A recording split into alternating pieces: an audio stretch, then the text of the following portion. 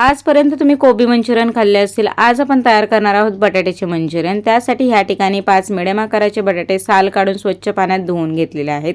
बटाटे धुवून झाल्यानंतर खिसणीच्या मदतीने सर्व बटाटे खिसून घ्यायचे आहेत.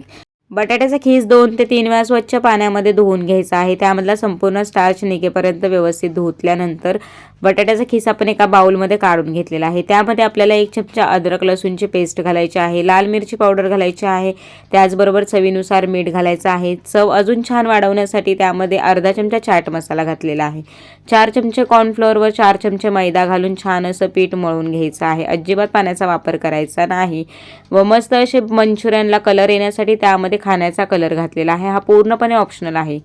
अजिबात पाण्याचा वापर न करता मंचुरियनसाठी लागणारं पीठ आपलं तयार झालेलं आहे. छोटे छोटे मंचुरियन तेलामध्ये सोडून घ्यायचे आहेत. मीडियम फ्लेमवरती तळून घ्यायचे. खाण्यासाठी तयार आहेत गरमागरम बटाट्याचे मंचुरियन. नक्की बनवून बघा. धन्यवाद.